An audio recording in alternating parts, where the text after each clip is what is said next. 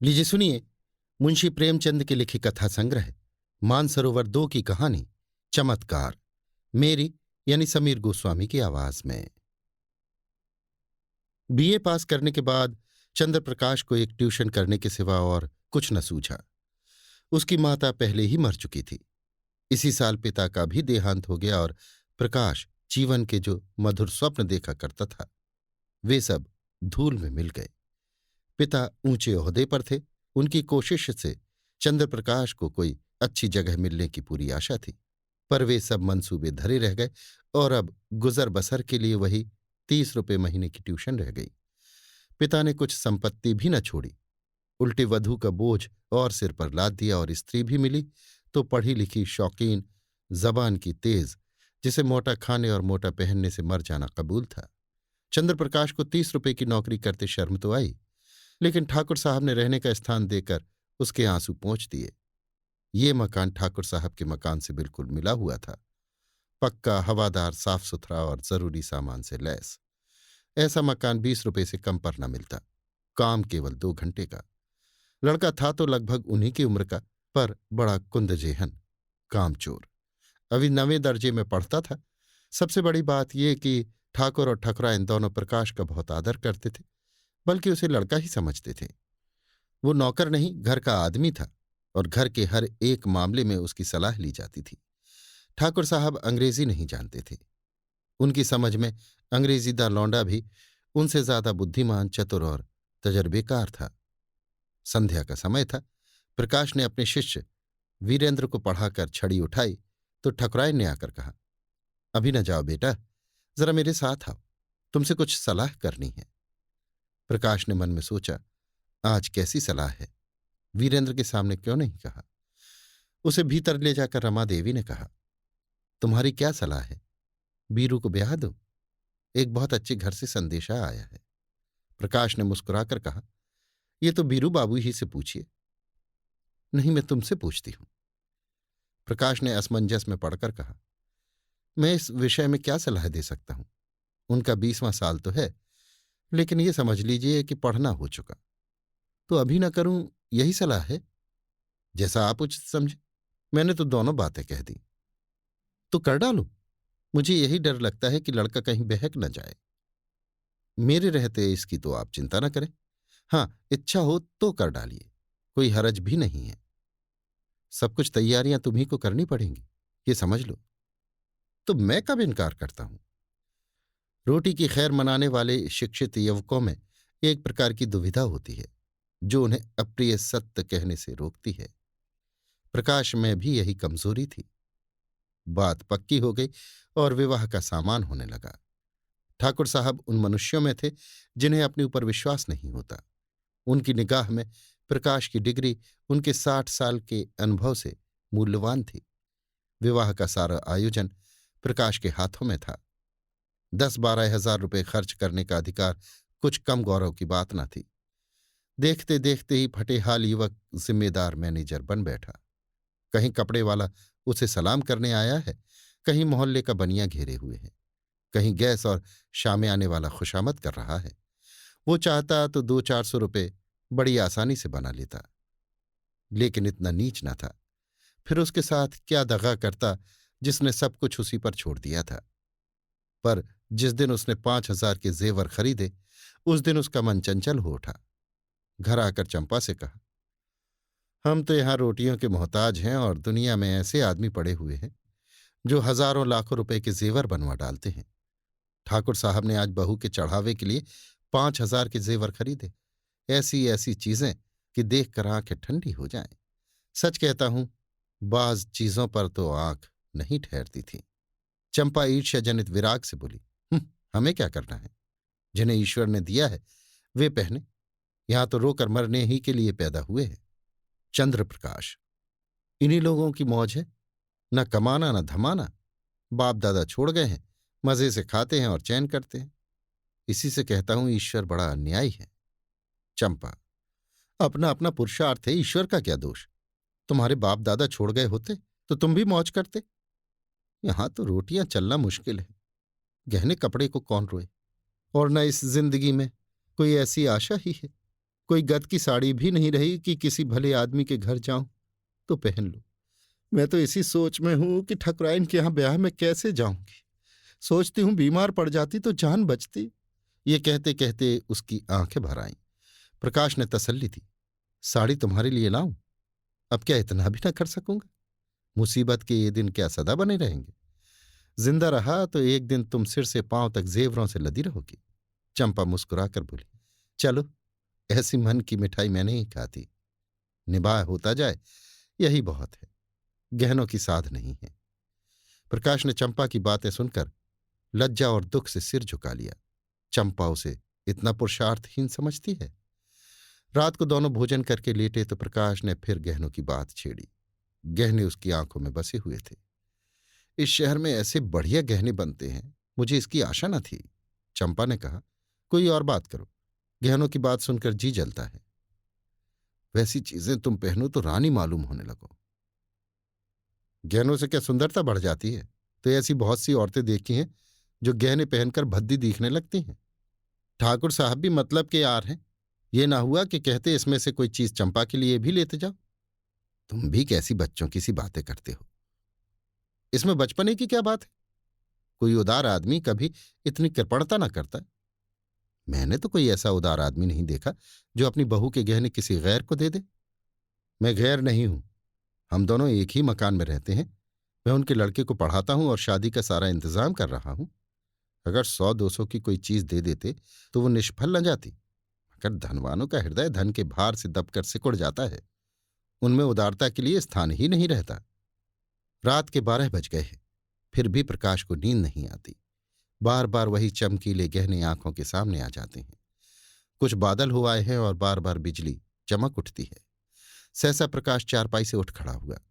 उसे चंपा का आभूषणहीन अंग देखकर दया आई। यही तो खाने पहनने की उम्र है और इसी उम्र में इस बेचारी को हर एक चीज के लिए तरसना पड़ रहा है।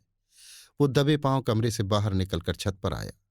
ठाकुर साहब की छत इस छत से मिली हुई थी। बीच में एक 5 फीट ऊंची दीवार थी। वो दीवार पर चढ़कर ठाकुर साहब की छत पर आहिस्ता से उतर गया। घर में बिल्कुल सन्नाटा था। उसने सोचा, पहले जीने से उतरकर ठाकुर साहब के कमरे में चलूं। अगर वो जाग गए तो जोर से हंसूंगा और कहूंगा कैसा चरका दिया, या कह दूंगा मेरे घर की छत से कोई आदमी इधर आता दिखाई दिया, इसलिए मैं भी उसके पीछे पीछे आया कि देखूं कि क्या करता है। अगर संदूक की कुंजी मिल गई तो फिर फतह है, किसी को मुझ पर संदेह ही न होगा।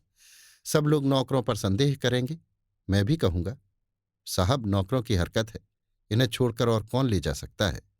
मैं बेदाग बच जाऊंगा। शादी के बाद कोई दूसरा घर लूंगा। फिर धीरे धीरे एक एक चीज चंपा को दूंगा जिससे उसे कोई संदेह न हो। फिर भी वो जीने से उतरने लगा तो उसकी छाती धड़क रही थी। धूप निकल आई थी। प्रकाश अभी सो रहा था कि चंपा ने उसे जगाकर कहा, बड़ा गजब हो गया, रात को ठाकुर साहब के घर में चोरी हो गई।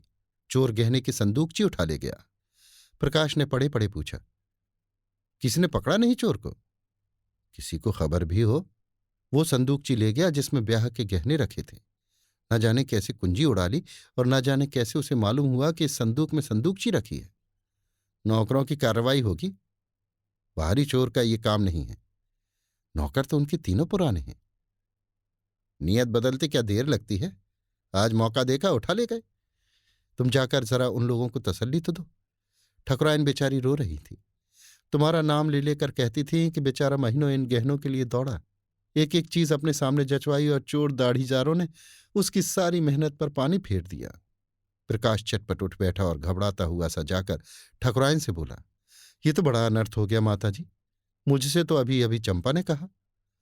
ठाकुर साहब सिर पर हाथ रखे बैठे थे। बोले, कहीं सेंध नहीं, कोई ताला नहीं टूटा, किसी दरवाजे की चूड़ नहीं उतरी। समझ में नहीं आता चोर आया किधर से।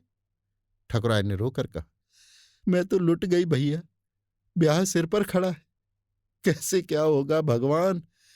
तुमने दौड़ धूप की थी तब कहीं जाके चीजें आई थी, न जाने किस मनहूस शायद से लग्न आई थी। प्रकाश ने ठाकुर साहब के कान में कहा, मुझे तो किसी नौकर की शरारत मालूम होती है। ठकुराइन ने विरोध किया, अरे नहीं भैया, नौकरों में ऐसा कोई नहीं। 10-10 हजार रुपये यों ही ऊपर रखे रहते थे, कभी एक पाई भी नहीं गई। ठाकुर साहब ने नाक से कोड़कर कहा, तुम क्या जानो, आदमी का मन कितना जल्द बदल जाया करता है। जिसने अब तक चोरी नहीं की वो कभी चोरी न करेगा, ये कोई नहीं कह सकता।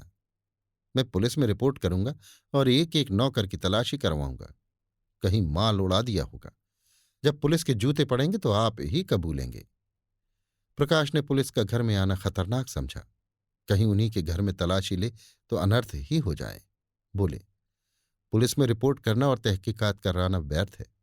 पुलिस माल तो न बरामद कर सकेगी, हाँ नौकरों को मारपीट भले ही लेगी।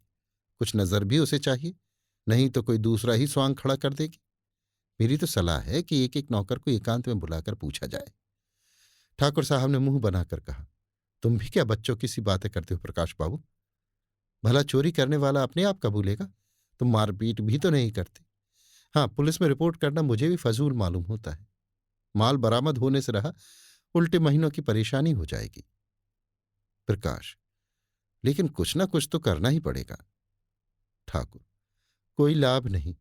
हाँ, अगर कोई खुफिया पुलिस हो जो चुपके चुपके पता लगावे तो अलबत्ता माल निकल आए। लेकिन यहां ऐसी पुलिस कहाँ। तकदीर ठोक कर बैठे रहो और क्या। प्रकाश, आप बैठिए, लेकिन मैं बैठने वाला नहीं। मैं इन्हीं नौकरों के सामने चोर का नाम निकलवाऊंगा। ठाकुरायन, नौकरों पर मुझे पूरा विश्वास है। किसी का नाम निकल भी आए तो मुझे संदेह ही रहेगा। किसी बाहर के आदमी का काम है, चाहे जिधर से आया हो, पर चोर आया बाहर से। तुम्हारे कोठे से भी तो आ सकता है। ठाकुर, हां, जरा अपने कोठे पर तो देखो, शायद कुछ निशान मिले। कल दरवाजा तो खुला नहीं रह गया। प्रकाश का दिल धड़कने लगा। बोला, मैं तो 10 बजे द्वार बंद कर लेता हूं। हां, कोई पहले से मौका पाकर कोठे पर चला गया हो और वहां छिपा बैठा रहा हो तो बात दूसरी है। तीनों आदमी छत पर गए तो बीच की मुंडेर पर किसी के पांव की रगड़ के निशान दिखाई दिए। जहां पर प्रकाश का पांव पड़ा था वहां का चूना लग जाने के कारण छत पर पांव का निशान पड़ गया था। प्रकाश की छत पर जाकर मुंडेर की दूसरी तरफ देखा तो वैसे ही निशान वहां भी दिखाई दिए। ठाकुर साहब सिर झुकाए खड़े थे, संकोच के मारे कुछ कह न सकते थे। प्रकाश ने उनके मन की बात खोल दी। इससे तो स्पष्ट होता है कि चोर मेरे ही घर से आया। अब तो कोई संदेह ही नहीं रहा। ठाकुर साहब ने कहा, हां, मैं भी यही समझता हूं। लेकिन इतना पता लग जाने से ही क्या हुआ। माल तो जाना था, सो गया। अब चलो आराम से बैठे। आज रुपए की कोई फिक्र करनी होगी। प्रकाश, मैं आज ही वो घर छोड़ दूंगा। ठाकुर, क्यों? इसमें तुम्हारा कोई दोष नहीं। प्रकाश, आप कहें, लेकिन मैं समझता हूं मेरे सिर बड़ा भारी अपराध लग गया। मेरा दरवाजा 9-10 बजे तक खुला ही रहता है। चोर ने रास्ता देख लिया, संभव है 2-4 दिन में फिर आ घुसे। घर में अकेली एक औरत सारे घर की निगरानी नहीं कर सकती। इधर वो तो रसोई में बैठी है, उधर कोई आदमी चुपके से ऊपर चढ़ जाए तो जरा भी आहट नहीं मिल सकती। मैं घूम घाम कर कभी 9 बजे आया, कभी 10 बजे, और शादी के दिनों में तो देर होती ही रहेगी। उधर का रास्ता बंद हो जाना चाहिए। मैं तो समझता हूं इस चोरी की सारी जिम्मेदारी मेरे सिर है। ठाकुरायन डरी, तुम चले जाओगे भैया, तब तो घर और फाड़ खाएगा।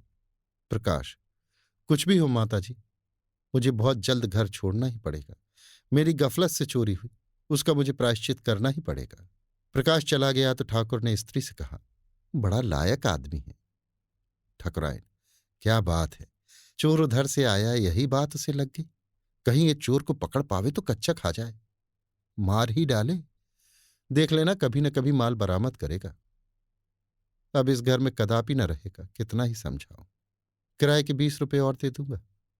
हम किराया क्यों दें? वो आप ही घर छोड़ रहे हैं, हम तो कुछ कहते नहीं। किराया तो देना ही पड़ेगा। ऐसे आदमी के साथ कुछ पल भी खाना पड़े तो बुरा नहीं लगता। मैं तो समझती हूँ वो किराया लेंगे ही नहीं। 30 रुपए में गुजर भी तो ना होता होगा। प्रकाश ने उसी दिन वो घर छोड़ दिया। उस घर में रहने से जोखिम था, लेकिन जब तक शादी की धूमधाम रही प्रायः सारे दिन यहीं रहते थे। चंपा से कहा, एक सेठ जी के यहाँ 50 रुपए महीने का काम और मिल गया है, मगर वो रुपए मैं उन्हीं के पास जमा करता जाऊंगा। वो आमदनी केवल जेवरों में खर्च होगी, उसमें से एक पाई भी घर के खर्च में ना आने दूंगा। चंपा फड़क उठी। पति प्रेम का ये परिचय पाकर उसने अपने भाग्य को सराहा। देवताओं में उसकी श्रद्धा और भी बढ़ गई। अब तक प्रकाश और चंपा के बीच में कोई पर्दा न था। प्रकाश के पास जो कुछ था वो चंपा का था, चंपा ही के पास उसके बक्से, संदूक, अलमारी की कुंजियां रहती थीं, मगर अब प्रकाश का एक संदूक हमेशा बंद रहता। उसकी कुंजी कहाँ है इसका चंपा को पता नहीं। वो पूछती है, इस संदूक में क्या है? तो वो कह देते हैं, कुछ नहीं, पुरानी किताबें मारी मारी फिरती थी, उठा के संदूक में बंद कर दी हैं। चंपा को संदेह का कोई कारण न था। एक दिन चंपा पति को पान देने गई तो देखा वो उस संदूक को खोले हुए देख रहे हैं। उसे देखते ही उन्होंने संदूक जल्दी से बंद कर दिया। उनका चेहरा जैसे फक हो गया। संदेह का अंकुर जमा, मगर पानी न पाकर सूख गया। चंपा किसी ऐसे कारण की कल्पना ही न कर सकी जिससे संदेह को आश्रय मिलता। लेकिन 5,000 की संपत्ति को इस तरह छोड़ देना कि उसका ध्यान ही न आवे, प्रकाश के लिए असंभव था। वो कहीं बाहर से आता तो एक बार संदूक अवश्य खोलता। एक दिन पड़ोस में चोरी हो गई। उस दिन से प्रकाश अपने कमरे ही में सोने लगा। आषाढ़ के दिन थे। उमस के मारे दम घुटता था। ऊपर एक साफ सुथरा बरामदा था जो बरसात में सोने के लिए ही शायद बनाया गया था। चंपा ने कई बार ऊपर सोने के लिए कहा, पर प्रकाश ने ना माना। अकेला घर कैसे छोड़ दे? चंपा ने कहा, चोरी ऐसों के यहां नहीं होती। चोर घर में कुछ देखकर ही जान खतरे में डालता है। यहां क्या रखा है? प्रकाश ने क्रुद्ध होकर कहा, कुछ नहीं है, बर्तन भाड़ी तो है ही। गरीब के लिए अपनी हांडी ही बहुत है। एक दिन चंपा ने कमरे में झाड़ू लगाई तो संदूक को खिसकाकर दूसरी तरफ रख दिया। प्रकाश ने संदूक का स्थान बदला हुआ पाया तो सशंक होकर पूछा, संदूक तुमने हटाया? ये पूछने की कोई बात न थी। झाड़ू लगाते वक्त प्रायः चीजें इधर उधर खिसक ही जाती हैं। बोली, मैं क्यों हटाने लगी? फिर किसने हटाया? मैं नहीं जानती। घर में तुम रहती हो, जानेगा कौन? अच्छा, अगर मैंने ही हटा दिया तो इसमें पूछने की क्या बात है? कुछ नहीं, यूं ही पूछता था। मगर जब तक संदूक खोलकर सब चीजें न देख ले, प्रकाश को चैन कहाँ। चंपा ज्यों ही भोजन पकाने गई, उसने संदूक खोला और आभूषणों को देखने लगा। आज चंपा ने पकौड़ियां बनाई थी। पकौड़ियां गरम गरम ही मजा देती हैं। प्रकाश को पकौड़ियां पसंद भी थी। उसने थोड़ी सी पकौड़ियां एक तश्तरी में रखी और प्रकाश को देने गई।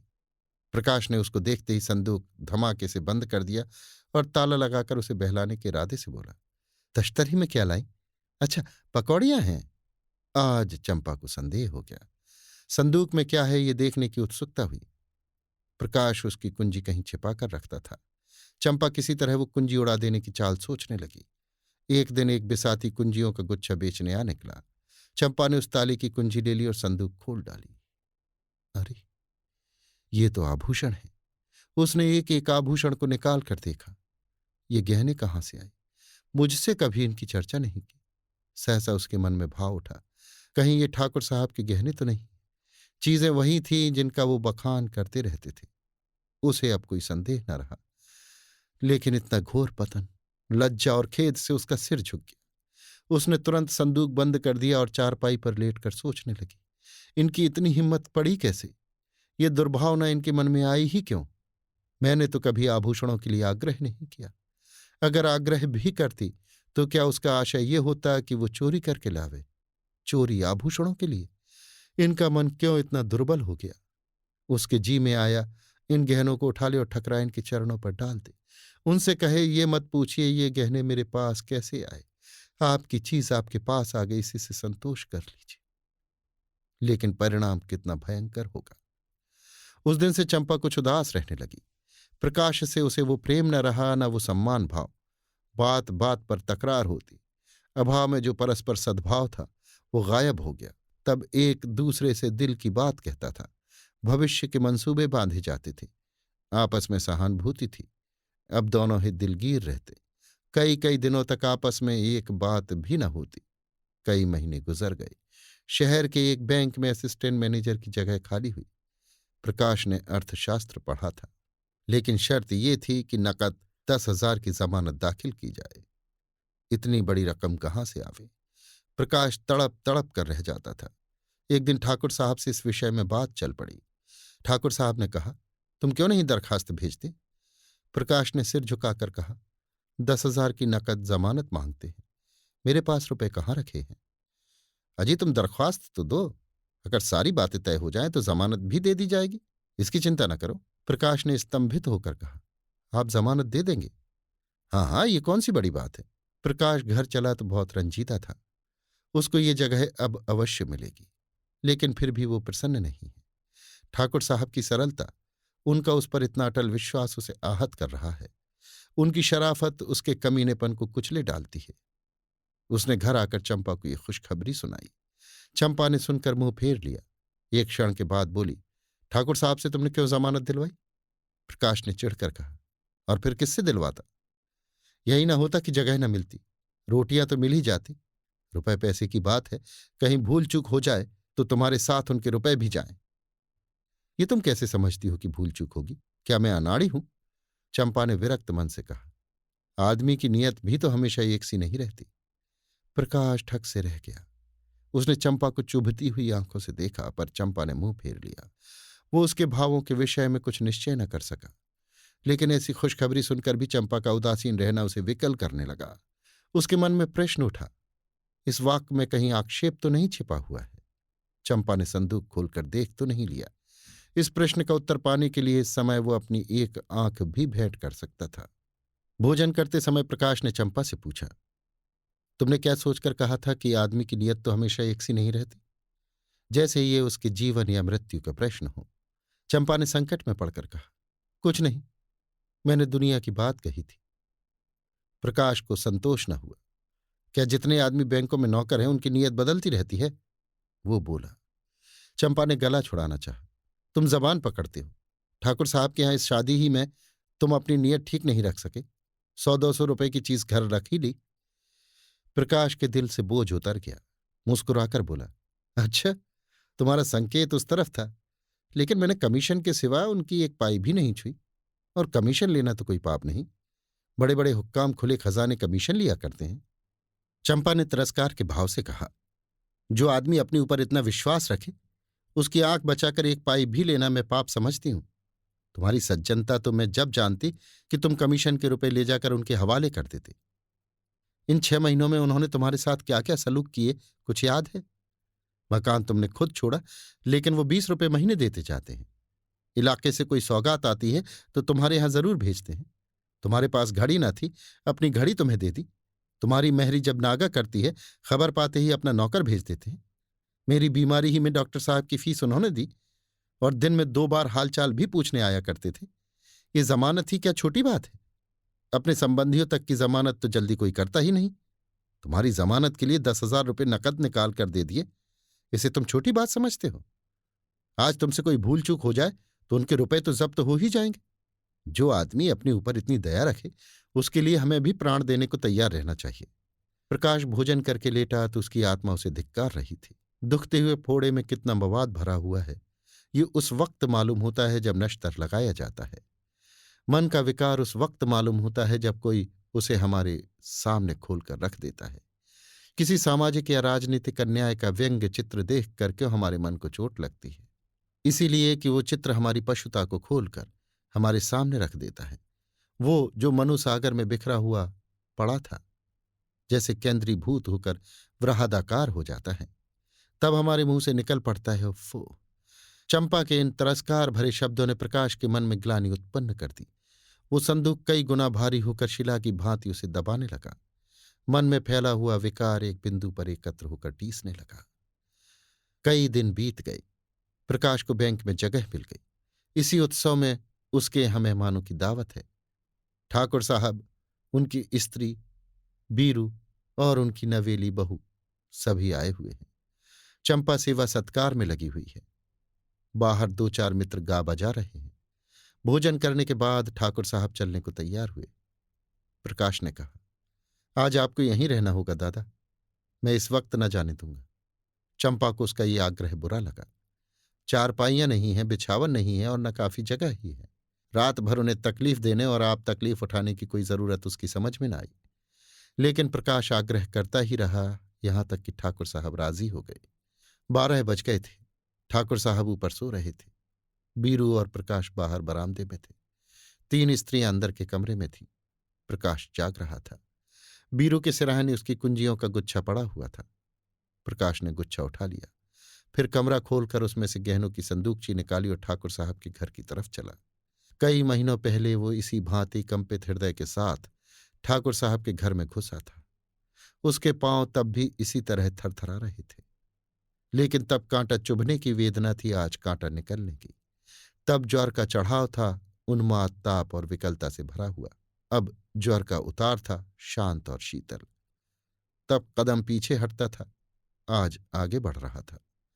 ठाकुर साहब के घर पहुंचकर उसने धीरे से बीरू का कमरा खोला और अंदर जाकर ठाकुर साहब की खाट के नीचे संदूकची रख दी।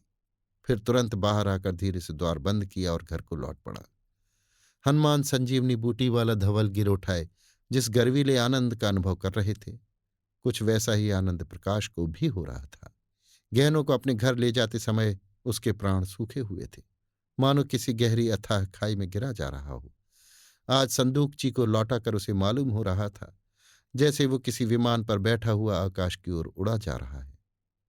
ऊपर, ऊपर और ऊपर।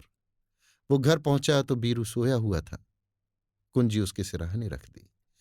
ठाकुर साहब प्रातःकाल चले गए। प्रकाश संध्या समय पढ़ाने जाया करता था।